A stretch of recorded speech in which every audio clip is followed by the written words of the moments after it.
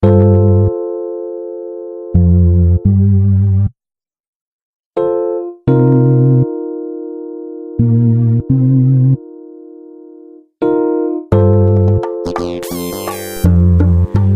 is a teaching message by Pastor Forrest Hill, founder and pastor of Church of the Living Water, Austin. Now, here's Pastor Hill with a life-changing message.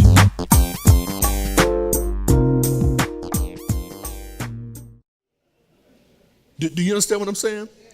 And so I don't cook squash like that, not me.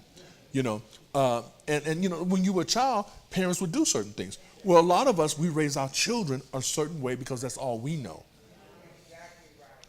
And then you hear them, they say, well, I don't like going to church. I don't like going to church because this is this, that's that. And when you talk to them, they really don't know anything about what the church is and what it's supposed to believe. But mama and daddy were intoxicated with it.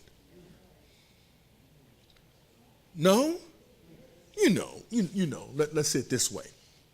My dark-skinned brothers and sisters that went to the Baptist church and the Church of God in Christ, it was a party religiously. A lot of hooping, a lot of hollering, a lot of dancing, a lot of Jesus this, Jesus that. And it wasn't until you got older that you found out, now that's not what I really needed. I didn't get an understanding. That's why people, they'll come here and they don't see that. There's nobody up there on the organ ready.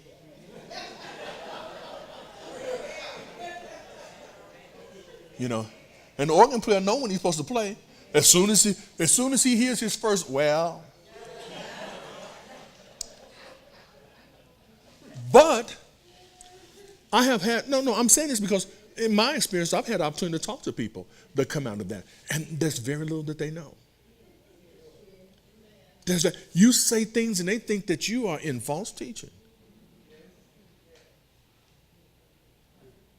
You tell them they're a royal priesthood, they're like, a royal what? They don't know what you're talking about. If you tell them it's holiness or hell, they think it means they can't go to the movies.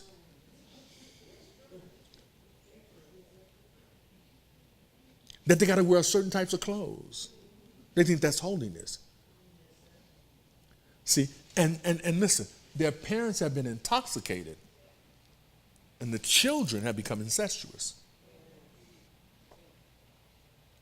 Are you understanding this? See, the children got to know the truth, but the parents got to know. Now, let's look at some things here in Leviticus chapter 18.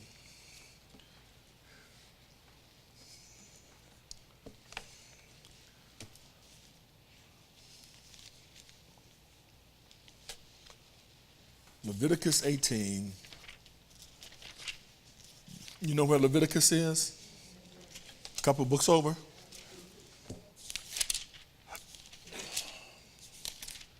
Leviticus 18. Let's look at the first 10 verses. Why 10? I want you to understand. And the Lord spake unto Moses, saying, Speak unto the children of Israel, and say unto them, I am the Lord your God. After the doings of the land of Egypt, wherein you dwelt, shall you not do. And after the doings of the land of Canaan, whither I bring you, shall you not do. Neither shall you walk in their ordinances. Ye shall do my judgments, and keep my ordinances, to walk therein. I am the Lord your God. And ye shall therefore keep my statutes and my judgments, which if a man do, he shall live in them. I am the Lord. None of you shall approach to any that is near kin to him to uncover their nakedness. Now see, God is making something plain here. Nobody that you're near kin to. All right? Now near kin is mama, daddy, brother, sister. Listen, first cousin, second cousin, third cousin. That's near kin. Grandma, grandpa. Did I say uncle and aunt? Uncle and aunt, those are near kin. He said, you can't approach them to uncover their nakedness. I am the Lord. The nakedness of thy father or the nakedness of thy mother shalt thou not uncover. She is thy mother. Thou shalt not uncover her nakedness. The nakedness of thy father's wife shalt thou not uncover. It is thy father's nakedness. Ooh, what? If your father marries a second time, you can't have an affair with your father's wife.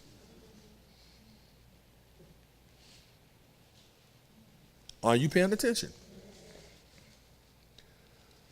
The nakedness of thy sister, the daughter of thy father, or the daughter of thy mother, whether she be born at home or born abroad, even their nakedness thou shalt not uncover. So you can't have sex with your nobody. The nakedness of thy son's daughter, or thy daughter's daughter, even their nakedness thou shalt not uncover, for theirs is thine own nakedness. All right? Now, this is interesting. This is an ordinance. This is their custom or the way of life that they had from these other nations. He said, we're going to get rid of that from you. The word uncover means to denude, especially in a disgraceful sense. By implication, it means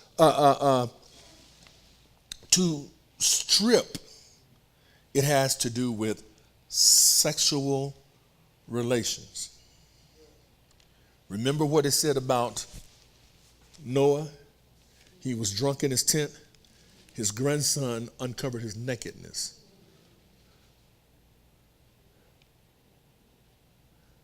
You can't strip him. So now, here's what we want. He said, fathers, mothers, you should not denude, strip, or defile your children. Listen, this is what I want you to say. Because we're not going to just talk about doing this naturally. We want the spiritual implication. What I mean by that is, I want to show you another meaning of that.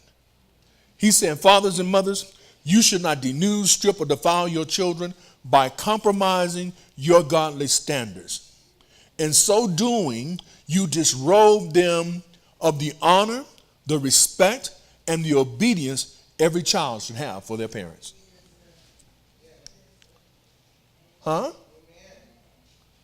Did you get that? This is what this means. When you have become intoxicated with religion and not committed to Jesus, then you start stripping your children of the knowledge that they should have of Jesus. And you know what? They begin to act out differently towards you. Have you ever caught your child, you say something and they respond a negative way? You tell them, come here, and they pull away from you. Something's happened. Something has happened when a child talks back to you. You might not remember when you did that, but it was something you did to cause it.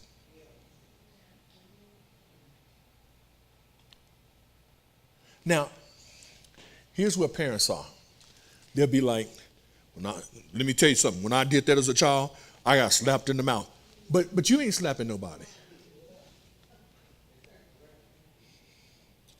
I've heard my son say that I never slapped my children in the mouth, but I was not going to tolerate any disobedience. And I know their friends would tell them, your dad is strict. No, your dad's a dad. It's not strict. That means that your parents aren't. They are shaming you, stripping you of what it means to have the proper respect. We take too long to correct the child. We take too long to correct them. When you are yelling at your child, you've taken too long.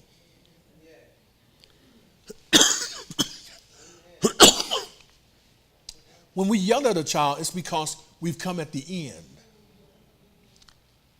I'm tired of talking to you. Really? You know, with a child, you got to continue to talk. And sometimes you have to strengthen the conversation with a little pain. Sometimes you have to strengthen the conversation with a little pain. My grandson and granddaughter, they know that if I catch them hitting each other, they are going to get blasted. Because Isaiah did it once and I spanked him. Well, the other day, we were at the house and I saw Layla, now her dad was there, and Layla kicked at Isaiah. And she missed him. And she saw me see it, and boy, she started trying to tell me, Isaiah did it first. I was just playing. It was only a joke.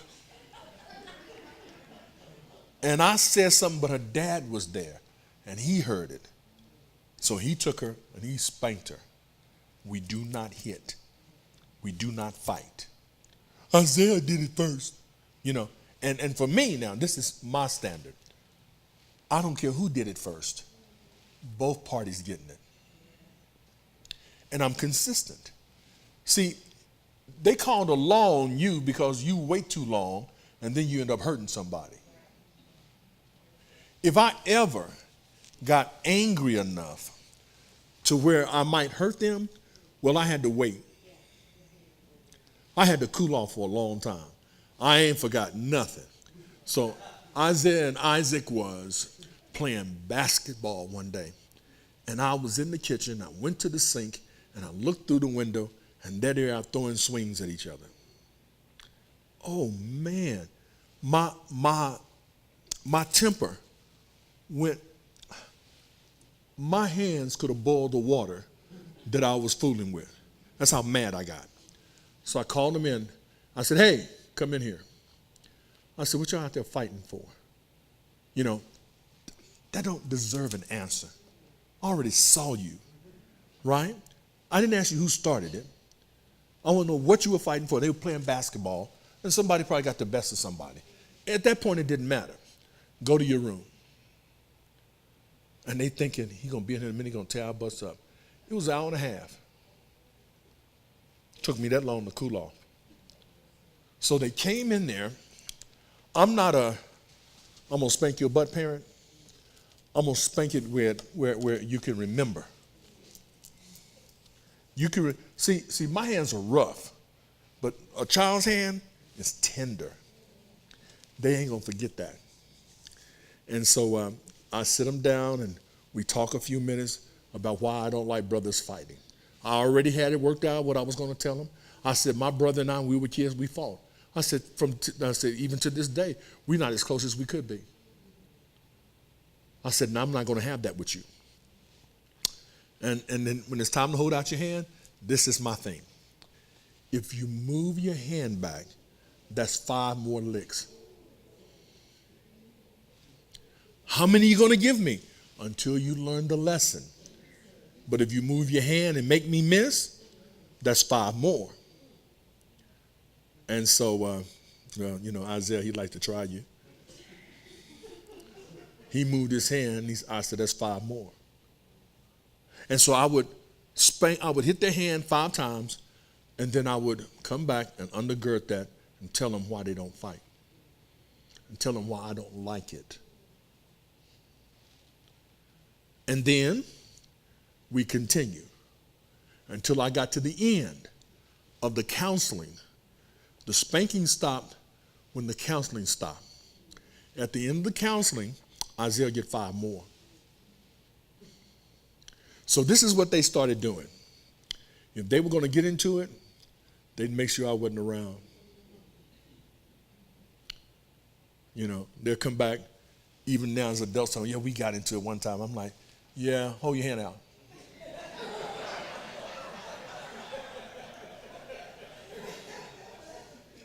I'm grown, I'm saying I'm daddy. We don't play. See, that's what happens. We don't know enough of what God wants us to be. We don't have enough. This is not the type of teaching we want. We want to feel excited.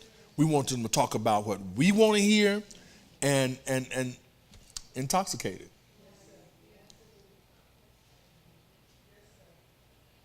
And then our children are not where they're supposed to be.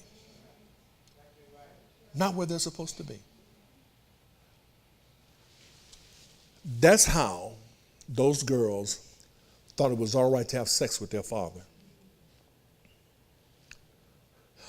Listen, my father, he drank alcohol, but my father would not drink with me.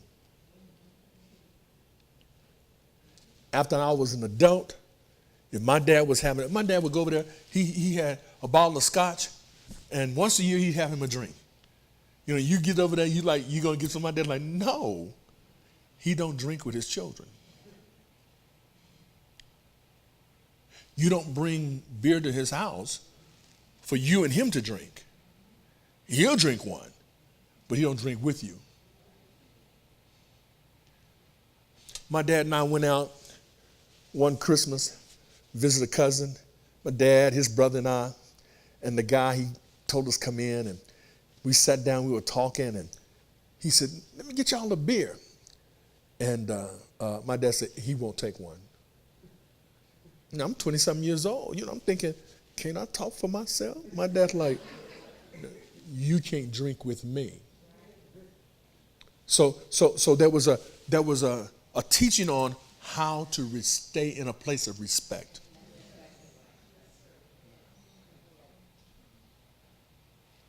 When you call a child, it's once. They're supposed to come. They're a child. See, people think, I want to be my child's friend.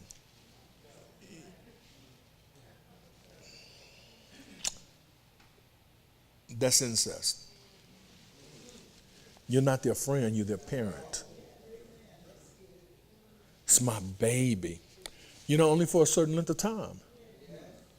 And then they're not a baby no more.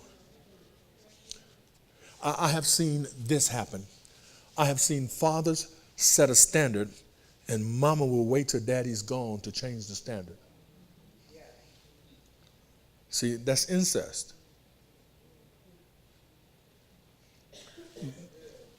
My brother, I heard what Brother Hastings said. You need to get that straight. That woman she don't have your best interest in mind. See, they did this, they did that. You told me because you want me to discipline them. Well, I'm going to do that. But after I discipline them, I can't be the bad guy. They can't come to you to be consoled. When I spanked my children, after we got through with the whole ordeal, you go to your room. And then I would come and approach you. You can't come out. You can't call your mother. You sure can't call me. And then when I come, I will console you. I will let you know that I love you. But if you go to your mother after I have disciplined you and undermine me and she allows it, that's something wrong with our marriage.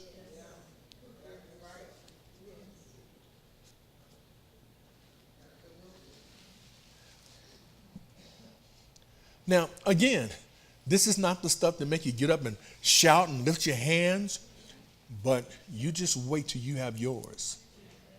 And if you don't apply this, you will find out we've done something wrong. Listen, did you see what we read over there in Leviticus? The child of your father, which might be your step. Listen, God's like, none of that kind of foolishness should be going on. You get married to someone who has children, you better get it straight before you get married. How are we going to do this? You're not their father. Well, I can't be your husband.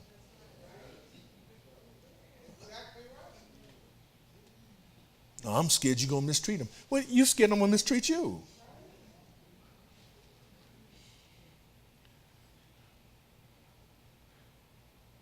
What? Why did they get married anyway? Because they had sex before they got married. Now they hooked. They're locked into each other without knowing what to do about the details. Huh? Well, that's the truth. You don't have to like it. But that's the truth. And then when the details come up, I don't know if I want you spanking my child. But you want me to buy clothes. You want me to pay the bills and use my insurance and everything else. But this child act a fool with me, and I can't discipline that. We didn't sit down and talk about how we're going to get disciplined. See, here's what I believe. When you get married, the wedding is the fun time, but don't last but a few hours. The marriage got to last a whole lifetime. And you can sit down over a few months and plan the wedding, but once the wedding has happened, there's no more planning for that. Now you got to plan to live. My dad was a Baptist, my mother was a Methodist. But what was said was, in the vows, or what should be said is, where you go, I will follow. Your God will be my God, your people will be my people. I go with him, but I don't like it. You shouldn't have married him. We didn't think about that. No, you were having...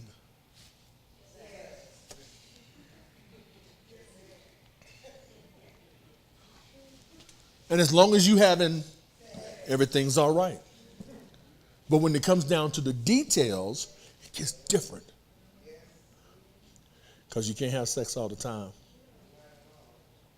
And if you got children already and you're marrying into that, you ain't thinking about sex when they're thinking that your child, you're mistreating my child, and your mama telling you that's not his real child. You got to watch him. You have to tell your mama, where's your husband? Do you have a husband? Why don't you mind his business?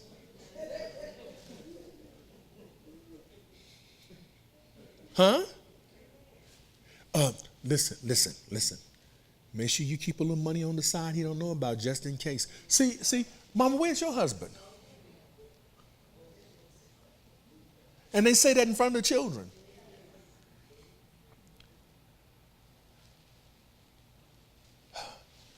You let that woman tell you stuff? Daddy, where your wife? Don't you think you ought to run your house before you think about running mine? At some point, you're going to sit down and decide how you're going to run your house, right? Or you're going to find yourself like Lot. You're going to find yourself being put to sleep with their wine, and incest will happen.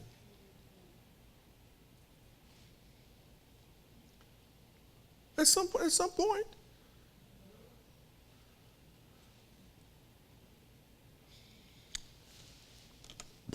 Okay.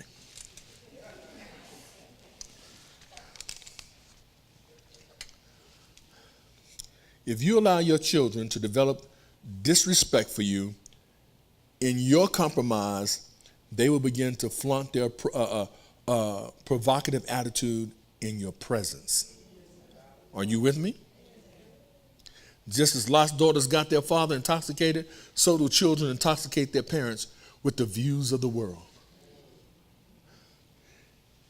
Stuff that isn't the standard of your home, you start letting your children do. Now, here's the thing for me. You do what you want to do in your home. I don't have a say-so.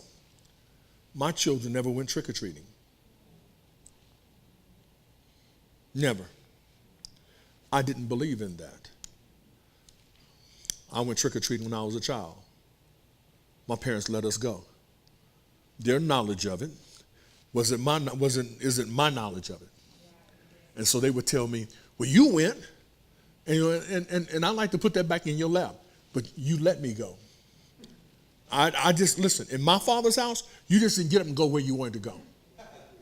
Not without permission. I didn't have no money to buy no mask, no bag. Now, this is I'm not telling you what you can do. I'm telling you what I agreed, what my wife and I did. We didn't do Easter eggs. Now, we used to have people come here and they bring their baskets. They say, yeah, I having an Easter egg hunt? I'm like, no. Why? Well, I mean, we can hunt them next week.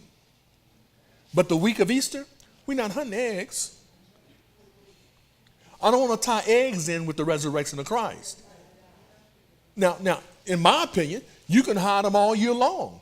How come you wait till we're supposed to be celebrating Christ's resurrection? You did when you were a child. I'm like, listen, there's a lot of things we all did that we don't want our children to do, isn't there? And if you're okay with your children doing all the things that you did, you shouldn't have children.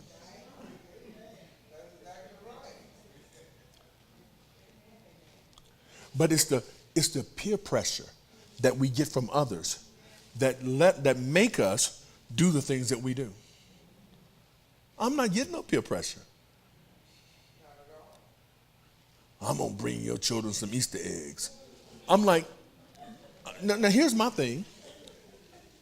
Here's my thing. When you bringing them, and who told you they were Easter eggs?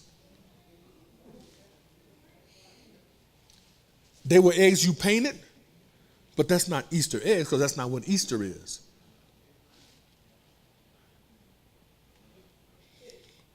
See, when grandma do that, grandma is undermining my teaching. And grandma might bring them once, but then grandma wonder why she don't see them very often. And I'm not going to explain it to my children. When we going on to grandma's, I don't know. One of these days, baby.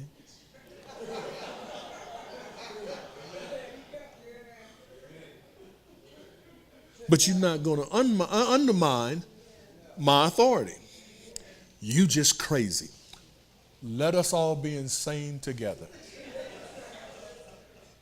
Let us be crazy. Okay? One of the things that I try to, because my children and grandchildren are in public school, and so this Santa Claus thing, and I never told my children that there was a Santa Claus. And they saw all of the cartoons and all of that. But when they asked about it, I said, well, that's just a fictional character. This is not someone who's real, right? And I'll hear Layla and Isaiah talking about it. And Isaiah, he's convinced. And I'm like, no, he's not real, baby. And Layla telling him, Santa's not real.